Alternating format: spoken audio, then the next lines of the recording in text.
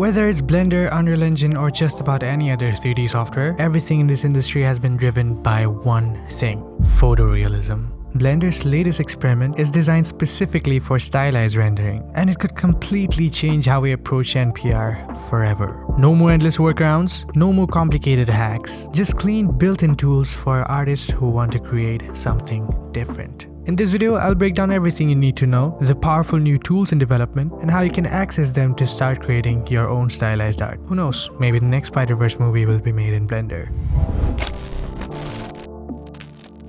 And now, Blender isn't a stranger to stylized workflows. Features like Grease Pencil have made it one of the most versatile tools for combining 3D and 2D. It's an incredible tool if you're drawing frame by frame or working in a hybrid style. But here's the thing. When it comes to stylized 3D rendering, things haven't been quite as intuitive. The core rendering engines in Blender, that is Cycles and Eevee, were originally designed with photorealism in mind. That means if you wanted anime-style shading, comic book effects, or Spider-Verse-like visuals, you've probably spent hours battling shader nodes, faking outlines, and hacking together lighting setups. And while those workarounds do get the job done, they always kind of feel clunky. Almost as if Blender is working against you. Now imagine an artist who faced the same frustrations we all do and decided to take matters into their own hands. Someone who didn't just wait for a solution, they actually built it. And that's exactly what Dillon Gu did. If you've seen his work, you know he's one of the most talented artists out there. He also just happens to be the tutor behind the official Blender Fundamental series. But even for him, Blender just wasn't cutting it. And that's something I think a lot of us relate to. Sometimes you don't want to wait for someone to hand you the perfect solution. You want to learn the skills to create your own. That's why I want to thank today's sponsor, Skillshare. You might already know, it's an awesome online learning platform where you can level up your skills with on-demand classes from artists, animators, and creators. They have an entire library of Blender tutorials, so whether you're learning stylized rendering, shader nodes, or even 3D animation, you'll have everything you need. One new class I recommend checking out is the Blender Grease Pencil combining 3D and 2D animation. In this class, you'll learn how to merge 2D animations with Blender's 3D world using Grease Pencil. It walks you through the process step by step to create this really cool stylized helicopter animation. Whether you're aiming for an anime-inspired look or just want to add those hand-drawn elements in your renders, this class gives you everything you need to get started. If you're looking to get even more technical, Skillshare also offers classes on Python programming, which is essential for creating your custom tools, add-ons, and automation scripts in Blender. Learning Python can give you the power to customize Blender exactly the way you want it, from building one-click tools to generating procedural animations. And right now, Skillshare is offering a free 1-month trial to the first 500 people who click my link in the description. So you can start learning today at no cost. So at the Blender conference in November 2022, Dillon Gu Studios officially announced a custom build of Blender that they had created for their own internal projects called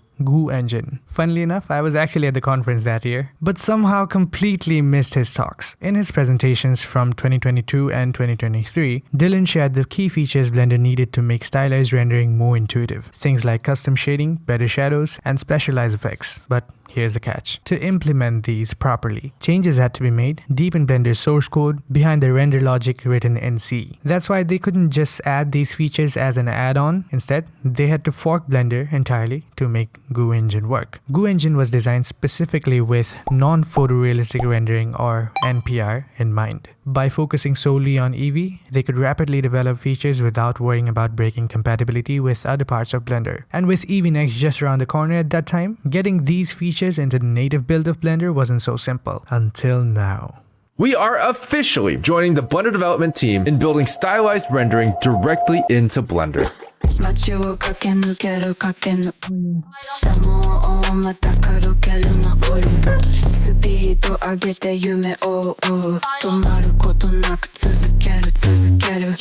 That's right, NPR features are finally coming to the native Blender version, and the prototype is already available to download as an experimental branch under the name of Blender 4.4.0 NPR Prototype. In his video on Professor Gu, Dillon shared how his team has been working with Blender's developers to integrate these features into the official build. But here's the part that blew my mind. He just casually dropped that his team was behind the light linking feature in Blender, which is just crazy, and I had no idea about it. And honestly, this gives me a lot of confidence that this NPR build is something worth getting really excited about. So I did a bit of digging and found the original design document for this NPR build. It's about 8 months old, and I'll link it below if you want a detailed read for yourself. But here's a quick rundown. The primary goal is to provide robust tools for stylized shading and rendering that go beyond the limits of physically based rendering, or PBR. This means giving artists the freedom to create a wide range of art styles without being constrained by the traditional PBR pipeline. Of course, there are challenges that are unique to NPR. The document highlights the need for extensive customization and points out some limitations with traditional post-rendering compositing. Things like material-specific stylization and handling reflective or transparent objects have always been tricky for NPR workflows. To tackle these issues, they're starting with EV integration as the foundation. The idea is to make NPR tools intuitive, artist-friendly, and seamlessly compatible with Blender's existing systems. What really stands out about their approach is that they're designing an entirely new NPR node system. This isn't an adjustment to the existing material nodes, it's a separate system where you can apply custom shading and filtering specifically for stylized rendering. By keeping the NPR nodes distinct, it ensures compatibility with Blender's regular workflows while also creating a clear and intuitive material to NPR pipeline. It's a smart move that brings clarity to the process and opens up endless creative possibilities for artists. And it doesn't stop there. The development team has also outlined a whole set of features that they're planning to work on to make this system as powerful as possible. We're talking about tools like mesh-based compositing, multi-layer refraction, and custom light loops that let you control how light interacts with your objects in ways that we might never have seen before. There's also talk of built-in filters like curvature, cavity, and rim inputs that make it easier to create dramatic stylized effects straight out of the box. Since this is all in active development, things are changing fast. New features are being tested, old features are getting refined, and it's all happening in real time. If you want to stay up to date or even get involved, I highly recommend checking out the official development to-do list and the feedback forum on DevTalk. There, you can see what features are being worked on, leave your thoughts, and get access to latest builds to try them out for yourself. Artists are already leveraging these tools for some impressive applications. The timeline for this build's development seems to be around 2 years, give or take, with production for an open movie set to start next year. If you want to stay ahead of the curve, I highly recommend checking out the Dillon Gu Studio Patreon page. Not only will you get updates on the development, but you'll also get access to production-ready assets, including the ones from the upcoming open movie, not to mention immediate access to Gu Engine. It's worth keeping an eye on this because the tools that come out of this project will reshape how stylized art is made in Blender in the future. I recommend that you download the experimental build from the link in the description and play around with it. If you make anything cool with it, I would love to see it. So just tag me at